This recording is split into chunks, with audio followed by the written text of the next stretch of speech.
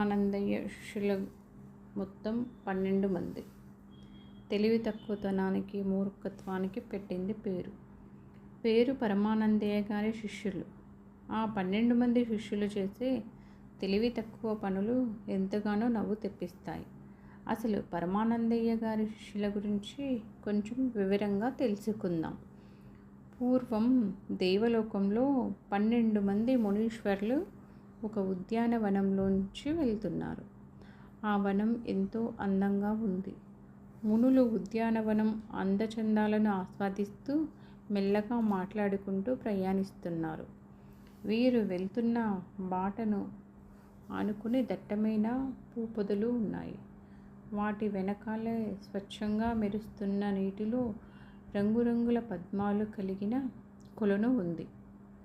ఆ సమయంలో ఆ కొలనులో ఒక అప్సరస జలకాలాడుతుంది. అప్పుడు ఆమెకు ఈ మునుల మాటలు వినిపించి, వారు తన సౌందర్యాన్ని రహస్యంగా చూస్తున్నారన్న అనుమానంతో మీరంతా వట్టి బుద్ధిహీనులు కండి అని శాపం ఇచ్చింది. వారి వెనుకగా వస్తున్న తాపసి ఇది గమనించాడు. మునులు మాకే పాపము తెలీదు, మేము నీ సౌందర్యాన్ని చూడలేదని మొరపెట్టుకున్నారు. తాపసికి అప్సరస తొందరపాటు కోపం వచ్చి, నువ్వు ముందు వెనక చూడకుండా తొందరపాటుతో మునులని శపించావు కనుక నువ్వు వారితో పాటు భూలోకంలో జన్మించు అని ఆమెను శపించాడు. భూలోకంలో శివభక్తుడైన మహారాజు ఉంటాడు. ఈ అప్సర అతనికి వేశ్యగా ఉంటుంది.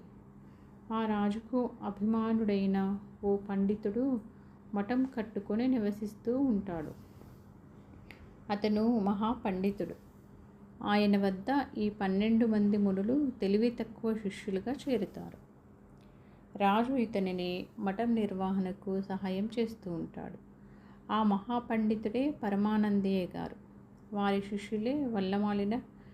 శిష్యులంటే వల్లమాలిన ప్రేమ, ఎక్కడ లేని వాత్సల్యం. శిష్యులు ఎంత తెలివి తక్కువగా ప్రవర్తించినా, తెలివి తక్కువతనం వల్ల గురువుగారికి ఎన్ని విధాల బాధలు కలిగించినా ఆ గురువుగారికి శిష్యుల మీద ఎంత మాత్రము కోపం వచ్చేది కాదు. పరమానందయ్య గారు గొప్ప పండితులు. పురాణాలు, హరికథలు చెప్పడంలో దిట్ట. ఆయనకు రాజాశ్రయం ఉంది. పేరు ప్రఖ్యాతలు ఉన్నాయి.